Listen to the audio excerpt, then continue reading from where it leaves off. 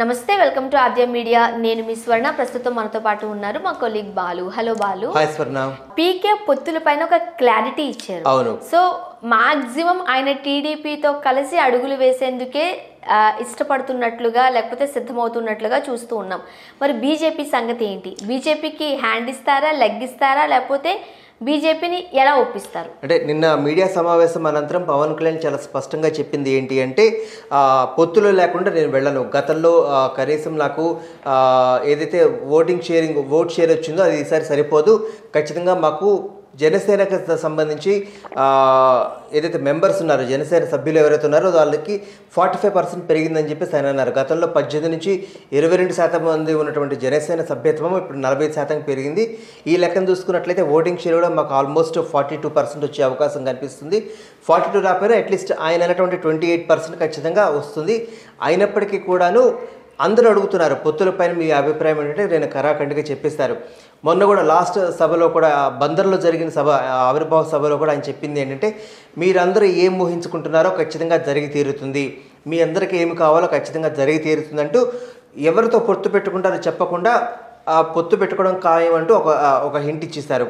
దాని తర్వాత అనంతరం ఢిల్లీ వెళ్ళి అమిత్ షాతో మాట్లాడటము, ఆ తర్వాత తరచూ చంద్రబాబు నాయుడు గారితో మాట్లాడటము చూస్తూ వస్తున్నాం. స్వతహాగా అంటే ఇండిపెండెంట్గా ఒకవేళ జనసేనకు వెళ్తే ఓటింగ్ షేర్ వస్తుందంటే ఖచ్చితంగా రాదు. ఎందుకంటే పోయినసారి 2 స్థానాల్లో నుంచి పవన్ కళ్యాణ్ ఓడిపోయాడు. దాదాపు 170 స్థానాల్లో ఉన్నటువంటి ఏపీ అసెంబ్లీలో 135 స్థానాల్లో వాళ్ళు పోటీ చేశారు. దానికి గాను వాళ్ళకు వచ్చింది మొత్తం కేవలం 1 స్థానము. తదనంతరం వాళ్ళు కూడా వైసీపీ వైపు వెళ్ళిపోవడం మనం చూస్తూ వచ్చాం. ఈసారి కాస్త జనాభా పెరిగింది, వాళ్ళ యొక్క సభ్యత్వం పెరిగింది, వాళ్ళ మద్దతుదారులు పెరిగారు.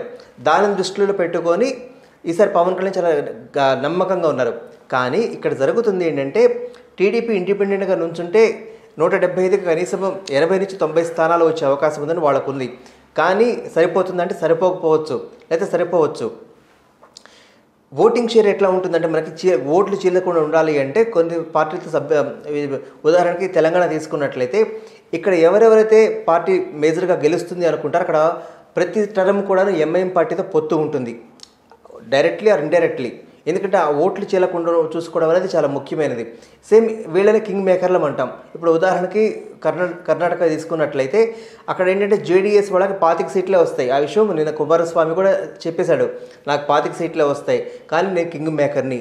ఎట్లయితే గత ఎలక్షన్స్లో అయిందో కింగ్ మేకర్ అయ్యాడు, సీఎం అయ్యాడు, తదనంతరం దిగిపోయాడు, అది వేరే విషయం.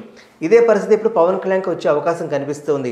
ఒకవేళ 18 నుంచి 25 స్థానాలు కనుక పవన్ కళ్యాణ్కి వచ్చినట్లయితే ఖచ్చితంగా ఆ పొత్తులో భాగంగా, లేకపోతే ఈ హంగ్ నుంచి ఏదైతే ఉందో సపోర్ట్ వీళ్ళకి వెళ్తుంది.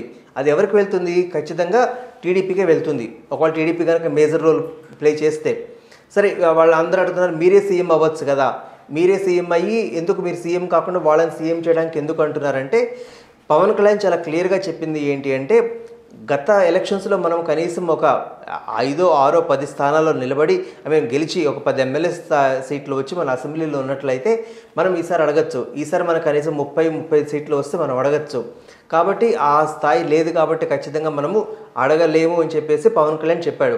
కానీ పార్టీలో వాళ్ళు కావచ్చు, ఇతర టీడీపీ వాళ్ళు కూడా మీరు ఎందుకు వెనక్కి తగ్గుతున్నారు, వెనక్కి తగ్గి మీరు సీఎం కాకుండా అవతల వాళ్ళని సీఎంని ఎందుకు చేస్తున్నారని చెప్పేసి పవన్ కళ్యాణ్ని చాలామంది ప్రశ్నించారు.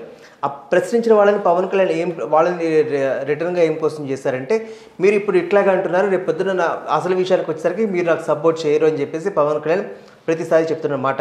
ఇదే విషయం చాలా సందర్భాలలో పవన్ కళ్యాణ్ బహిరంగ సభలు పెట్టినప్పుడు, లేకపోతే మీటింగ్స్ పెట్టినప్పుడు ఆడియన్స్ నుంచి, లేకపోతే వాళ్ళ జనసైనికుల దగ్గర నుంచి సీఎం సీఎం సీఎం అని చెప్పి ఒక అరుపులు కాకలు వింటూ ఉన్నాం. అప్పుడు పవన్ కళ్యాణ్ అంటున్న మాట ఏంటంటే, ఇవాళ మీరు నా సభకు వచ్చి నన్ను సీఎం అంటారు, రేపొద్దున ఓటు మాత్రం మీరు వేరే పార్టీకి వేస్తున్నారు, ఇట్లా అరిచే పని అయితే ఆపండి, లేకపోతే నాకు ఓటేసైనా సరే నన్ను గెలిపించండి, అప్పుడు సీఎం అని అరవండి అంటూ పవన్ కళ్యాణ్ చాలా సందర్భాల్లో చెప్పాడు.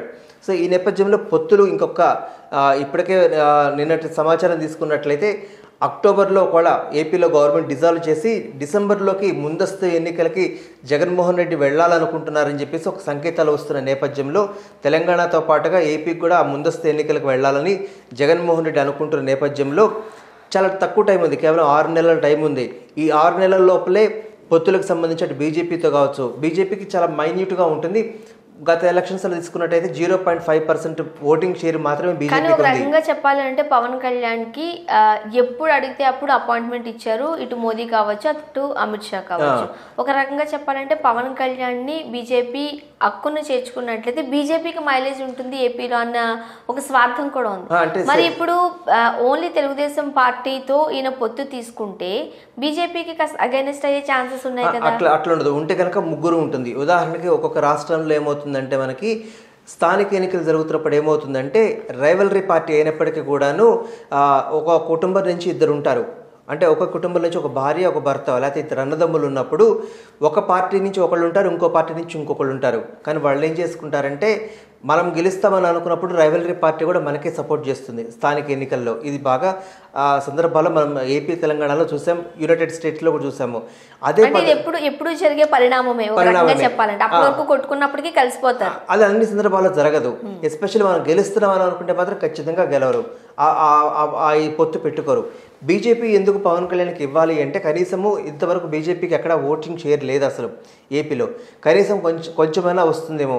ఎందుకంటే అటల్ బిహారీ వాజ్పేయి గారు అప్పట్లో అన్నప్పుడు ఇద్దరు ఎంపీలు, కేవలం అద్వానీ గారు వాజ్పేయి గారు ఉన్నటువంటి ఇద్దరు ఎంపీలుగా ఉన్నటువంటి అప్పుడు ఫ్యూచర్లో మేమే గెలుస్తాము, ఫ్యూచర్లో మేమే రూల్ చేస్తామని చెప్పి ఎంత నమ్మకంగా చెప్పారో దాదాపుగా 13-14 ఏళ్ల తర్వాత అది జరిగింది.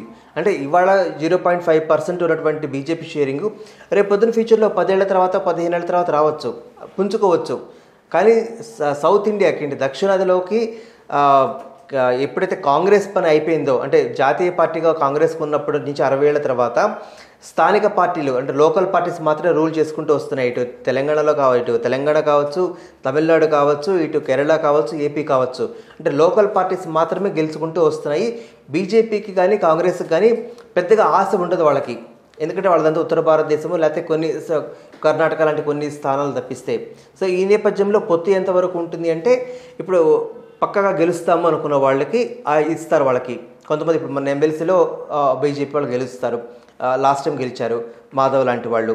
ఇట్లాంటి వాళ్ళు ఉన్నప్పుడు మాత్రం వేరే వాళ్ళు సైడ్ అవుతుంటారు. గెలవలేము అనుకున్నప్పుడు మాత్రం ఖచ్చితంగా ఆ పొత్తు ఇతర పార్టీకి సపోర్ట్ చేసే విధంగానే ఉంటుంది. ఈ నేపథ్యంలో కూడా బీజేపీకి ఏం చేస్తారంటే ఓటింగ్ షేర్ పెంచుకోవడం కోసము బీజేపీ ఓట్లు కూడా జనసేనకి తరలి వెళ్ళేలాగా వాళ్ళు ప్రయత్నం చేస్తారు.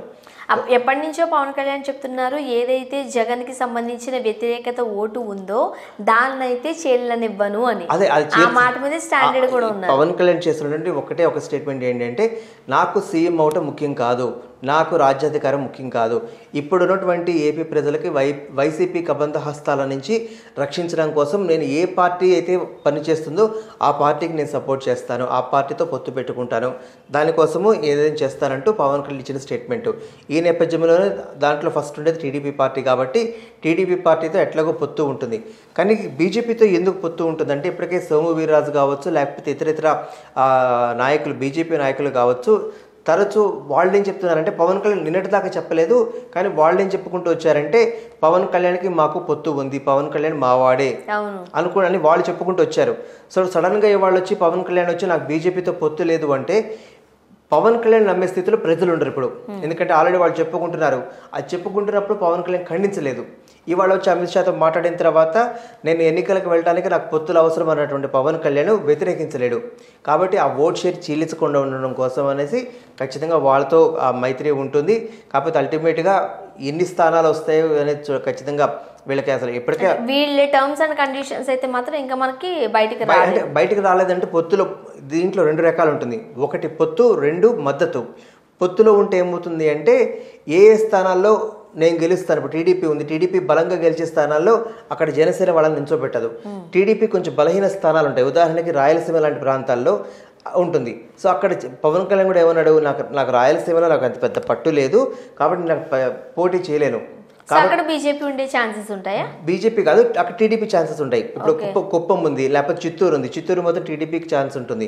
కొన్ని ప్రాంతాల్లో అనంతపురం ఛాన్స్ ఉంటుంది. మనకి అటు కర్నూలు కావచ్చు, కడప కావచ్చు, అన్ని పార్టీలకు ఒక్కొక్క ఏరియా కంచుకోటల్లా ఉంటాయి. సో వాటిని కాపాడుకుంటూ వెళ్లాల్సిన బాధ్యత ఉంది. ఇప్పుడు ఉభయ గోదావరి జిల్లాలు ఉంటాయి, తూర్పు గోదావరి, పశ్చిమ గోదావరి, మొత్తం కాపు సామాజిక వర్గం ఎక్కువ ఉంటారు. అక్కడ జనసేన గెలిచే అవకాశాలు కనిపిస్తూ ఉంటాయి. సో ఈ సామాజిక సమీకరణాలు అన్ని దృష్టిలో పెట్టుకొని పవన్ కళ్యాణ్ పొత్తులతో మాత్రమే ఈసారి నేను గెలుస్తాను. సో బట్ ఎవరెవరు ఎన్ని స్థానాలలో పోటీ చేస్తారు, నెక్స్ట్ వీళ్ళ టర్మ్స్ ఏంటి, కండిషన్స్ ఏంటి అనేది మాత్రం ఇంకా తెలియాల్సి ఉంది. అది వాళ్ళు రివీల్ చేస్తే మనకు తెలుస్తుంది. Thank you so much. Thank you Swarna.